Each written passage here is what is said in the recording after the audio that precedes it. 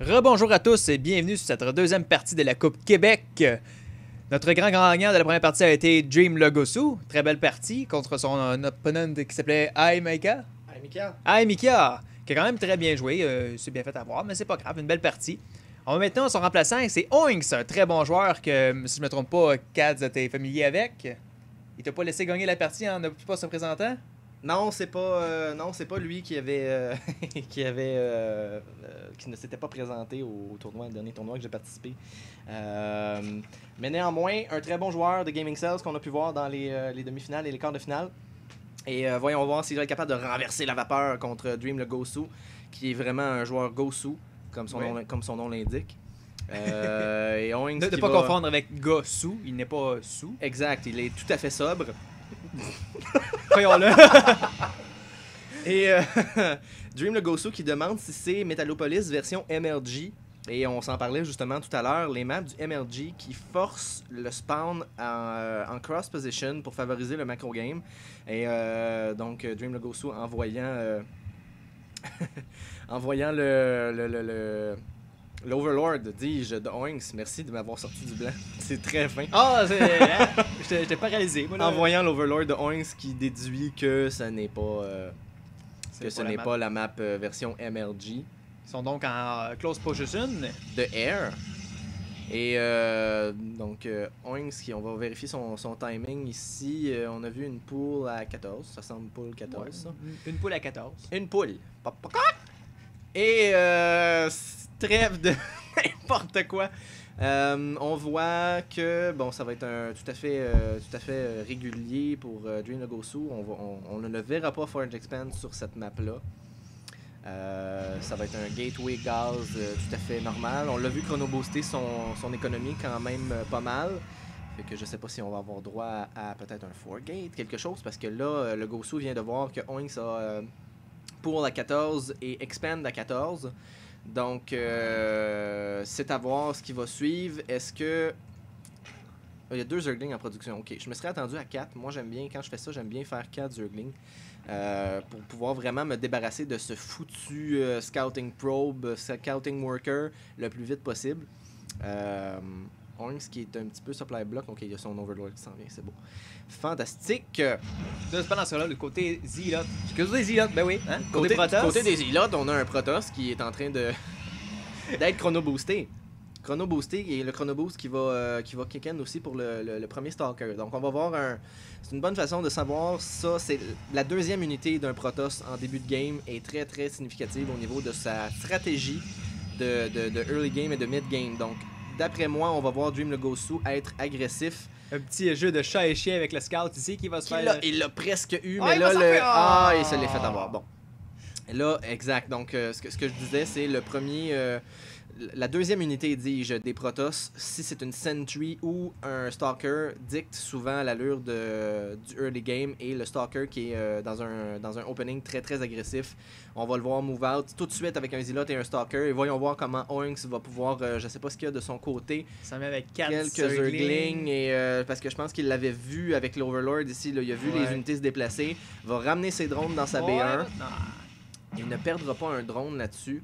Mais sa B2, il va ressortir avec les drones. C'est quand même bien joué. Il va être capable de repousser cette petite attaque. Et le deuxième Stalker de le Gosu qui ne viendra pas se joindre et qui va reculer. Donc bien joué. Bien joué par Oinks qui va poser un Spinecrawler défensif. Ça aussi, c'est très bien joué. On a une recherche de speed qui s'en vient. Warp Tech est là. Le petit Zilot. Alors, encore le Zilot, mais oui, hein? Le Protoss s'en va sur sa face expand. Ben, pas face. Excusez-moi, bon, je déparle. Qui va expand. Qui va expand. Donc À après 6 minutes. après s'être fait rabouter sur son premier push, il va décider de poser expand. Il va essayer peut-être de prendre un avantage économique. Oui, qu'est-ce que c'est ça? Oh, on tombe en Warp Gate. Ouais, Warp Gate qui est complété, donc il va changer. Est-ce qu'on a seulement une gate? Ok, non, c'est ça. Donc c'est 3 gates expand. C'est une bonne façon de suivre un opening avec Clique un donc Stalker. juste ici, la petite nouvelle addition sur cette map. Là, on Ouais. voit le contour ici qui ont rajouté de la boucane. Exact. Donc Puis, juste ici. clique sur le Overlord juste pour voir quelque chose, la vision. Bon, ben tu vois, le positionnement de l'Overlord va donner la vision intérieure et extérieure. C'est quand même bien fait. Oh, un petit combat! Oui, parce qu'il est par-dessus. Oui, c'est Oh, un petit scouting Zergling là, ici C'est qui est fait venu voir. éliminer. Et le Gosu qui va pousser encore une fois. Est-ce qu'il y a un proxy pylon? Non. Oinks qui, voyant le probe, sent peut-être qu'il y a un push qui s'en vient. Et finalement, le Gosu décide de revenir. Donc, les deux joueurs qui tâtonnent le terrain. On part Est-ce sur qu'on peut voir l'income? Oui, l'income. 29-29, c'est égal. Exact, mais le Zerg qui a un avantage parce qu'il sature sur 2 bases. Aussi, puis l'autre est en train de faire traverser ses... Exact. de transférer Donc, ses on va voir l'income monter très très très rapidement. Ça va se faire dans quelques instants. Est-ce que Oinks va décider de push out ici avec une poignée de Zergling et une demi-douzaine de Roach? Voyons voir, mais ça sera pas, Non, ça sera pas je pense suffisant. pas Ça que sera ça pas productif, suffisant, mais est-ce qu'il va essayer de venir faire des dommages dans le... Ouah, non. Et Oinks qui va reculer. Donc les deux joueurs qui s'étudient beaucoup. On n'a pas vu de build qui s'en allait dans Air. Le Gosu qui va poser une forge pour aller chercher ses upgrades, dis-je. Oui, hein? Merci. Hein? C'est mis à jour.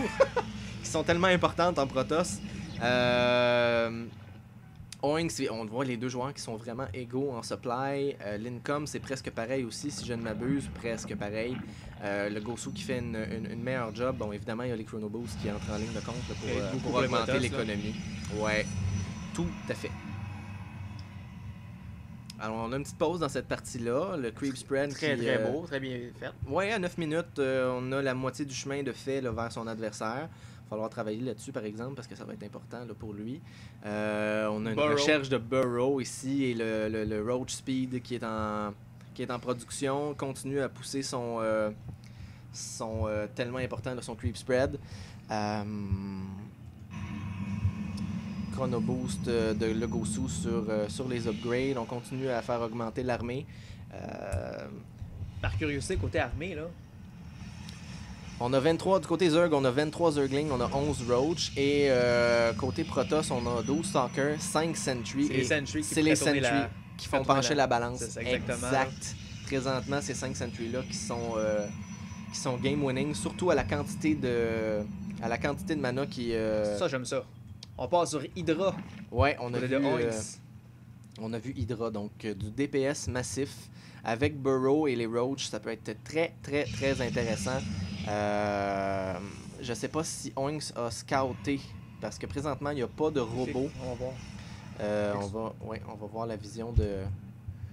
Il a vu 3 gates, mais il n'a pas vu la 4e, donc je pense qu'il peut avoir... Ça vient un lourd, Stargate. là, du côté Protoss, là. Ouais, c'est ça. Ça vient très solide, là. Il y a beaucoup de Stalkers. En fait, il y en a 17 maintenant. Et ces 5 Sentry-là qui sont toujours dans la balance. Il y a des Hydras qui sont sortis, par exemple, mais il va falloir leur faire très, très, très attention. Les Hydras qui sont... un changelin, on a un changelin qui se promène. Et j'adore voir courir ça, on va le suivre un petit peu. Il rampe, en fait. J'avais jamais remarqué.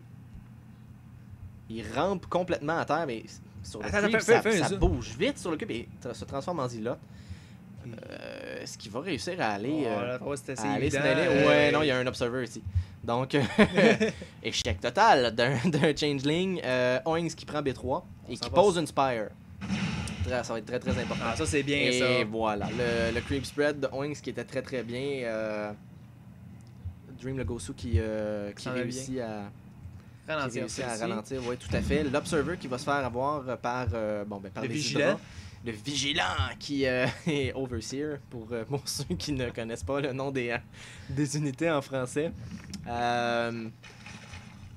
y a beaucoup de production présentement. OK, on a des Colossus en production. J'avais même pas vu qu'il avait fait une Robo B ou Intel. Il avait fait son Observer. C'est vrai. Hein? Tu as tout à fait raison. J'ai besoin d'un petit café, je pense. Et ouais. T'es content, là, hein? Oui. Il a réussi à m'avoir, là. La Spire qui se finit pour Oinks. On n'a pas beaucoup de gaz d'accumuler, par contre, sauf que sur 3 bases, il va sûrement aller chercher des extracteurs très, très rapidement pour se sortir des petits mutalisques. Production qui arrête du côté Zerg. Oui, parce qu'il accumule, d'après moi, pour... Il accumule beaucoup, là, à 1200 de minerais. Ouais, exact. Mais il accumule son gaz surtout pour faire des mutas, dis-je. Oh, non, des corrupteurs. Ah, est-ce qu'il prévoit déjà faire son passage très très rapide au tier 3? Il n'y a pas de Hive en production. Alors, Dream le Gosu qui va prendre la gold. Évidemment, les Colossus qui vont commencer à sortir. Thermal Lance, il reste 40 secondes à peu près. C'est une bonne décision, je pense. Ce serait bien intéressant, ça pourrait avoir les Broodlords ici, faire un petit détour vers l'arrière dans la base, ramasser sensiblement, parce qu'il n'y a rien qui défend présentement la main du Exact. Protoss. Et je me demande si c'est pas le plan de Oinks, justement, le passage extrêmement rapide au tier 3. Mais les Corruptors qui, pour l'instant, vont servir bien évidemment là, pour contrer les